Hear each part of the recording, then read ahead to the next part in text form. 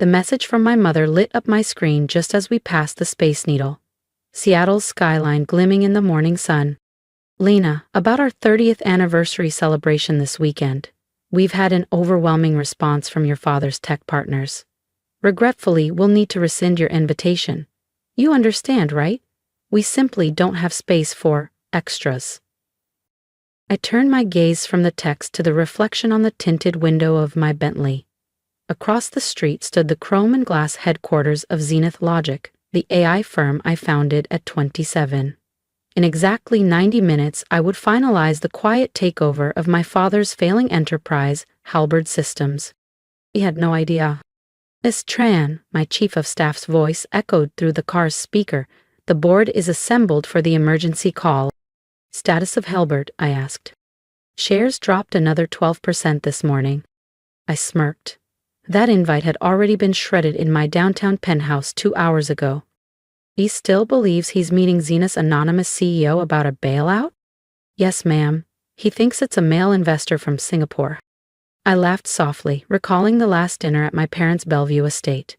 My father had boasted about his upcoming meeting with the elusive tech mogul behind Zenith. The founder never shows their face, he said, swirling his wine. Definitely not someone like Lena, still messing around with her little startup toys. Little did he know, my toys had become an AI empire valued at $9,400,000,000, 0 cents. Meanwhile, Halberd Systems, once a hardware giant, was hemorrhaging money and relevance. Lena, my mother had sighed that same night, you need to grow up and take a serious role. You could help your father if you stopped playing CEO. As my car slid into Zenith's secure underground lot, my team was already waiting. Ari Mendoza, head of finance, handed me his tablet. Halberd just lost another $80 million, 0 cents in market cap. They're begging for a rescue. We're not here to rescue, I said, fixing the cuffs of my tailored navy suit. We're here to rule. The boardroom atop Zenith Tower had a panoramic view of Puget Sound and the Olympic Mountains. My father was already seated, fidgeting in his worn blazer, flanked by aging executives. The CEO will arrive shortly, my assistant said. Thank God, he muttered. I was already standing 3 feet away. He just didn't recognize me without the family label. Yeah. We need this bailout. Zenith Logic is our last shot. I stayed silent at the far end of the sleek glass conference table, watching my father shift uncomfortably in his chair. He'd never attended a single product demo, never bothered to watch one of my AI keynote speeches. To him, I was still the girl who chose software over socket wrenches, algorithms over assembly lines. Will the CEO be joining us soon? He asked, voice strained, eyes darting around the room. The CEO is already here, I said, rising from my seat. He turned, confusion, disbelief, then pure shock. Lena? What are you doing here? Where's Mr. Zen? You're looking at them, I replied evenly. Though you might have figured that out, had you ever once asked what I actually do. His face drained of color. On the wall behind me, the twin stock tickers told the story in brutal contrast. Halberd Systems plummeting, Zenith Logic climbing. This can't be, he whispered. You write code. You're not.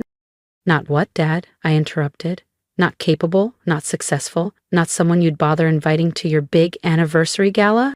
Across the room, Halberd's CFO stared at his phone, eyes widening as articles about Zenith's elusive founder filled his screen. But your little AI thing, my father sputtered. Posted $2,100,000,000 and 0 cents in revenue last quarter, I finished. That's more than Halberd's earned in 5 years. The little thing you called a phase is now reshaping your entire industry. Just then my phone buzzed, a message from my mother. Darling, don't be hurt about the party. We just had to maintain appearances. I turned the screen so my father could read it. His jaw clenched. Well, I said calmly, since we're talking appearances, let's look at Halberd's future. The giant display lit up with projections, profit margins, and a very red trend line. As you can see, I continued, Halberd has bled market share every year since 2012. Refusing to innovate doesn't make you loyal, it makes you obsolete. Line, we've been building hardware for 4 decades, my father protested weakly. In a world that's moved on, I said, pulling up another chart. While you were clinging to the past, we were redesigning it. The room fell silent. Because sometimes the uninvited daughter is the one who rewrites the guest list. The very AI systems he mocked at family dinners were now the backbone of his company's future, if it had one. My phone buzzed again, another message from my mother. Your father's business partners are thrilled about the party. The governor will be in attendance. Surely you understand the need for selectivity. I tapped the screen and projected the message onto the boardroom display. Around the table, Halbert's executives shifted uncomfortably as they read it. Perfect timing, I said smoothly. Would that be Governor Richards, the one who just greenlit Zenith's $200 million 0-cent smart tech hub last week? My father's face lost all remaining color. You? Know the governor? Know him? I'm his top donor, I replied. I've also delivered the keynote at his last 3 fundraisers. Not that you'd know. Family invites weren't exactly going both ways. Ari stepped forward, folder in hand. Miss Tren, the acquisition documents are finalized. Ready when you are. My father's voice cracked. Acquisition? Zenith Logic has been buying Halbert shares quietly through various shell corps for over a year, I explained, eyes never leaving his. As of this morning, we control 48%. Today's vote is to offer terms for the rest. Across the room, executives scrolled through headlines now exploding across financial news feeds. Zenith moves to acquire Halberd Systems. My father's hands trembled as he opened his own stock app. The price, it's rising, he whispered. I nodded. The market rewards good leadership. Which brings me to staffing. I turned to the stunned execs. Those wishing to remain will need to re-interview for their positions. We don't tolerate legacy favoritism here. My father bolted upright, red creeping into his cheeks. Now just a minute, young lady. You lady? I cut in sharp and cold. It's Miss Tran. Or CEO Tran. This isn't Thanksgiving, it's a boardroom. Another notification blinked on the display. My mother again. We've finalized the guest list. 300 elite attendees. The Grand Plaza will be the event of the season. I smiled faintly. About the Grand Plaza? I tapped on a document. Nova closed on that property last month. Renovations start today. Right on cue, my phone rang. I answered and pressed speaker. Miss Tran, we've arrived at the ballroom. Shall we begin? If you're just as curious as my father is about what happens next, hit subscribe and join me for the moment he realizes the ballroom isn't his anymore. Miss Tran, the hotel manager's voice echoed through the speakerphone. Construction crews have arrived on site as scheduled. Shall we begin renovations? Proceed, I replied smoothly. I believe there was an event planned for Saturday. Please ensure full refunds are issued and all guests are notified of the cancellation. From across the boardroom, my father leapt to his feet. You can't do this. The governor, the city's top CEOs, Seattle's elite will all be there. You mean my partners? My donors? I tilted my head. I think they'll understand. After all, isn't it you who always said business comes before pleasure? The room fell utterly silent. His executives shifted uneasily, watching the power dynamic rearrange itself in real time. Their careers now depended on me, not him. Now, I said, voice calm and decisive, shall we negotiate the terms of Halberd's acquisition, or wait until bankruptcy makes the choice for you? Just then, the glass doors flew open. My mother barreled past security, her heels clicking furiously against the marble. Lena, she gasped, waving her phone. The Grand Plaza just canceled our event. Do you have any idea what this means? The governor, the mayor's wife, the Hendersons. She stopped mid-rant, finally registering the room.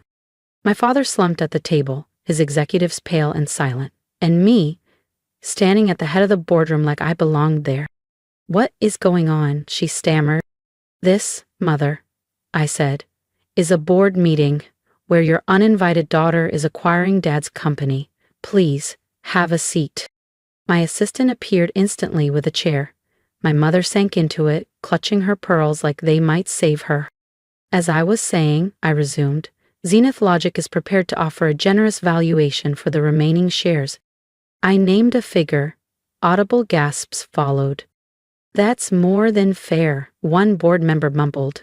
My father could barely hold his water glass. But, what situation? My mother cut in. What is she talking about? He couldn't meet her eyes. The company. It hasn't been doing well for years. I projected the most recent reports. 3 months from bankruptcy, the only thing keeping your stock afloat is us. Bankruptcy? My mother shrieked. But the country club membership, the anniversary party, your reputation, your entire sense of status, I said softly, built on a crumbling foundation, just like your assumptions about my career. My phone buzzed again, this time with breaking news alerts. Zenith Logic to acquire Halberd Systems. AI powerhouse enters legacy manufacturing market. Lena Tran, from family outcast to industry force. Your jet is prepped, Miss Tran, my assistant announced from the doorway. Tokyo board is expecting you for the merger briefing. Jet? My mother echoed faintly. Yes, mother, that little project you called a phase. It pays for quite a few toys. I turned to my father's stunned executive team. For those interested in staying post-acquisition, Zenith offers world-class benefits, competitive salaries, equity packages, premium healthcare, and for certain roles, access to our corporate fleet. Suddenly, they were all sitting straighter. My father looked around the room as if realizing he no longer recognized the people who once answered only to him. The contracts, I said. Ari began distributing thick envelopes around the table. Standard acquisition agreement, I continued. We'll keep the Halberd name for legacy's sake. Fitting, isn't it? The daughter you thought was irrelevant is now the only one holding the lifeline. Lena, my mother started, her voice suddenly softer, calculated. Darling. About the anniversary party. Perhaps we can reschedule, I offered. She perked up. Of course. After the hotel renovations. Shouldn't take more than 6 months. I paused, then added with a hint of irony, the new Zenith Logic Innovation Center should be open by then. Might even make a fine venue, if you're invited. We'll need space for important guests, after all. The low hum of jet engines grew louder. Everyone turned toward the glass wall, watching the sleek Zenith-branded jet touch down on the private airstrip visible in the distance. My father leaned forward. Is that our corporate fleet? I confirmed. Though you might have known that if you'd ever asked what I do. The room shifted. Executives were now openly Googling me, some already updating their LinkedIn profiles, clearly hoping to survive the impending restructuring. You have 1 hour to sign, I said, gathering my documents and tablet. After that, the offer expires, and we'll let bankruptcy handle the rest. We'll acquire the assets for pennies. My mother blinked rapidly. And the anniversary party, I gave a cool smile, is the least of your concerns right now. I glanced at my phone. Though, interestingly, most of your guests have already RSVP'd to Zenith's annual charity gala next month. Amazing how fast people update their calendars when the guest list changes. I stood, buttoned my jacket, and turned to leave. Dad. I paused. Remember when you told me I'd never understand real business? That tech was just a trend? He gave a slow, defeated nod.